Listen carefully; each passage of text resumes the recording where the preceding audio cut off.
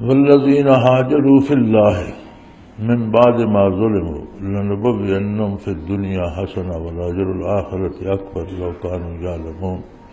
الذین صبروا وعلی ربهم یتوکلون۔ مہاجرین کی فضیلت ارشاد فرماتے ہوئے اللہ کریم نے ارشاد فرمایا کہ جو لوگ اللہ کے لیے الذین ہاجروا فی اللہ ہے،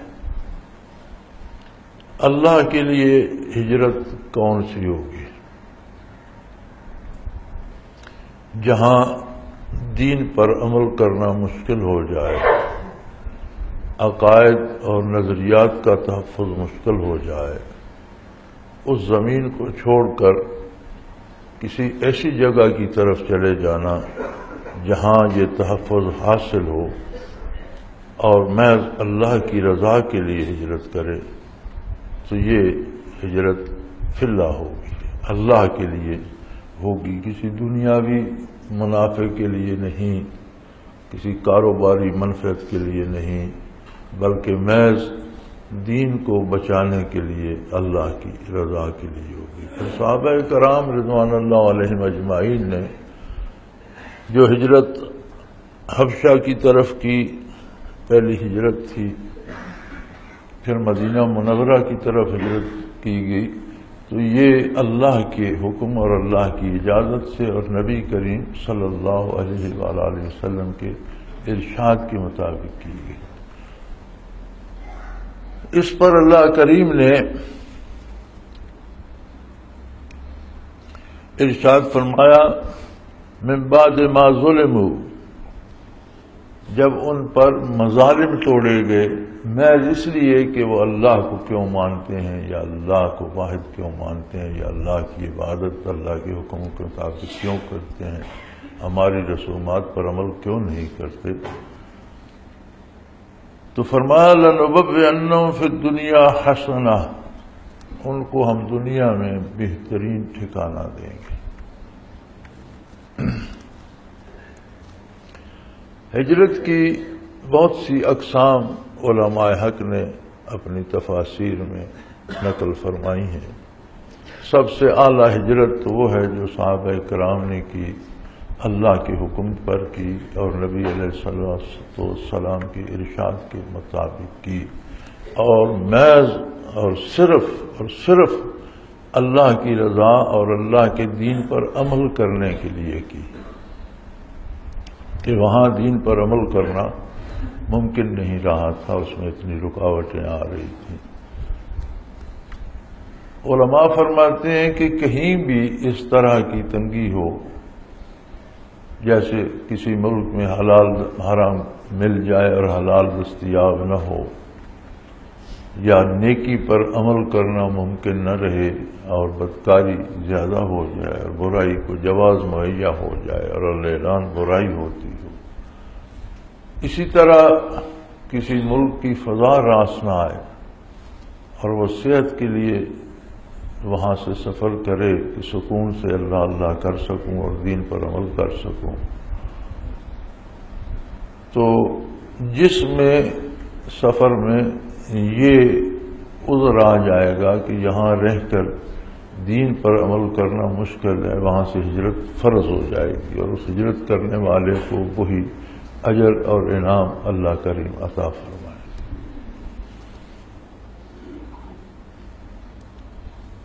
صحابہ کرام رضوان اللہ علیہم اجمعین نے جو ہجرت فرمائی وہ محض توکل علی اللہ تھی۔ کسی نے کوئی سامان نہیں اٹھایا، کسی نے کوئی جائیداد نہیں بیچی، کسی نے کوئی سرمایہ جمع نہیں کیا، بلکہ جس حال میں تھے تمام مال و اسباب، جائیدادیں، رشتہ داریاں، تعلقات، دوستیاں، سب کچھ چھوڑ چھاڑ کر اللہ کی راہ میں نکل کھڑے۔ اس پر اللہ نے دو وعدے فرمائے۔ پہلا وعدہ تھا دنیا میں بہترین ٹھکانہ عطا فرمانے کا، اور یہی ان کے خلوص پہ گواہ ہے کہ جب وہ مکہ مکرمہ سے مہاجر ہو کر نکلے تو اللہ کریم نے انہیں مدینہ منورہ میں جگہ عطا فرمائی، جو نہ صرف رہنے کی جگہ بنی بلکہ اسلامی ریاست کا سنگ بنیاد بن گیا۔ مدینہ منورہ میں رہتے ہوئے عبادات بھی سکون سے کرنے لگے، پھر کفار کے ساتھ جہاد ہوا، بالآخر مکہ مکرمہ بھی فتح ہو گیا، کفر کو شکست پہ شکست ہوئی، جزیرۃ العرب سارا اسلام کے زیر نگیں آ گیا، اور عہد خلافت راشدہ میں اتنی بڑی ریاست بنی کہ سائبیریا سے افریقہ تک اور جاپان اور چین سے لے کر امریکہ تک، ہسپانیہ تک جس کی حدود تھی۔ دنیا کی دولت بھی اللہ نے انہیں حلال وسائل سے اور غنیمت کے مال سے اس قدر دی کہ عام صحابی بھی بہت زیادہ امیر ہو گیا تھا، اور قیصر و کسریٰ کے خزانے اور یمن کے خزانے ان کے قدموں میں ڈھیر کر دیے۔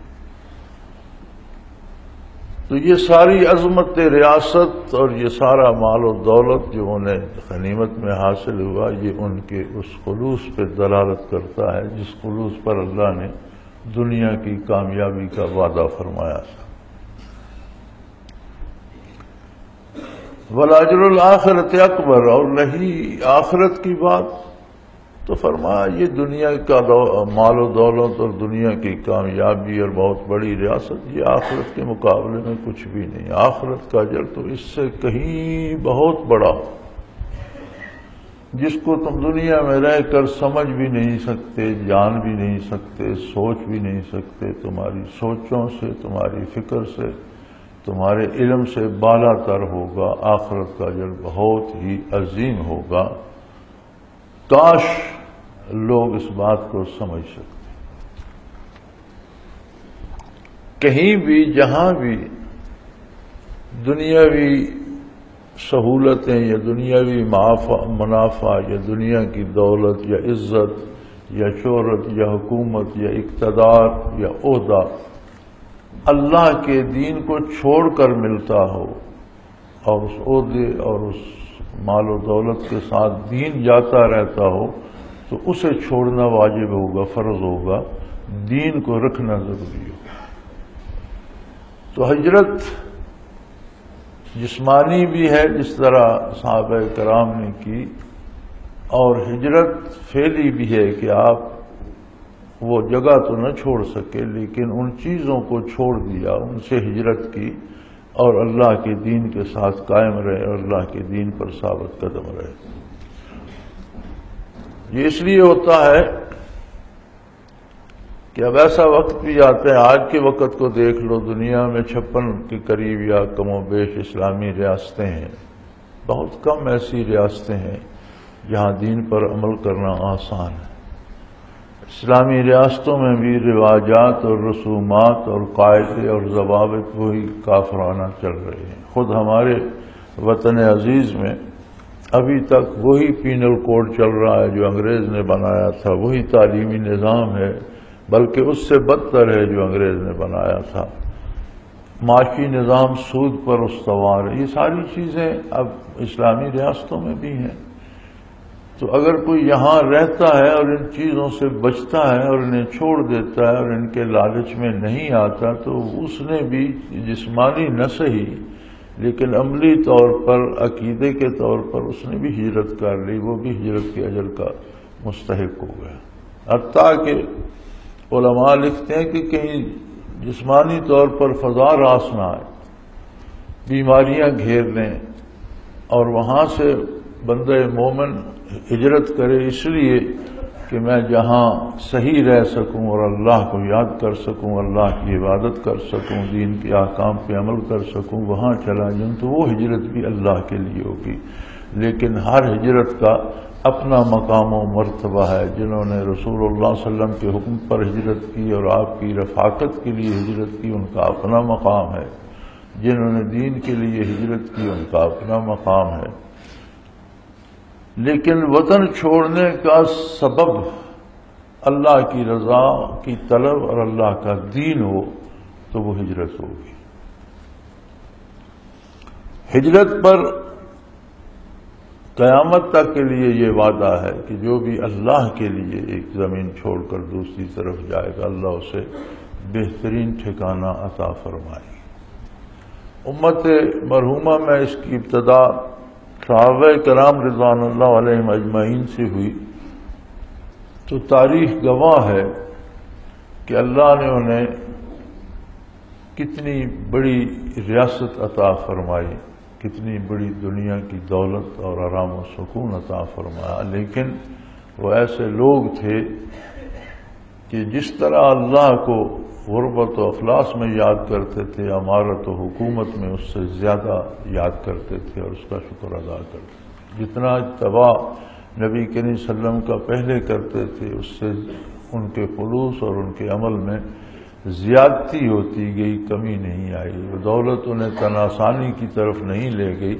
بلکہ مزید اللہ کے شکر اور اللہ کی رضا کے حصول میں محنت کرنے کی طرف لے گئی۔ اور یہ تو دنیاوی انعامات ہیں جو ہجرت پر ہیں، اور جو صحابہ کرام کے خلوص اور صداقت پہ گواہ ہیں، یہ پوری تاریخ گواہ ہے اس پر۔ رہی آخرت تو فرمایا مہاجرین کے لیے آخرت کا اجر بہت بڑا ہے، اتنا بڑا کہ تم دنیا میں رہتے ہوئے اسے سمجھ نہیں سکتے، اس مادی دماغ سے، مادی علوم سے اس کی حدود متعین نہیں کر سکتے۔ جب وہاں کوئی جائے گا، دیکھے گا تو پتہ چلے گا۔ الذین صبروا علی ربہم یتوکلون، جن لوگوں نے صبر کیا۔ صبر یہ تھا کہ دنیا کی ہر مصیبت کے مقابلے میں اطاعت الہی پہ جمے رہے۔ صبر کا معنی ہوتا ہے رک جانا۔ تو انہوں نے دین پر استقامت دکھائی، خواہ کتنی تکلیفیں آئیں، کتنی مخالفت ہوئی، کتنی ایذا پہنچائی گئی، کتنے دکھ پہنچائے گئے، لیکن وہ ٹس سے مس نہیں ہوئے اور دین پر قائم رہے۔ اور جب ہجرت کی تو انہیں کسی کا کوئی سہارا مادی یا دنیاوی نہیں تھا کہ فلاں کے پاس چلے جاؤ، محض اللہ کے بھروسے پر گھر سے نکل پڑے، نہ کوئی مال اسباب لیا، نہ کوئی دولت لی، نہ کوئی وسائل اختیار کیے، محض اللہ کے بھروسے پر گھر سے نکل پڑے۔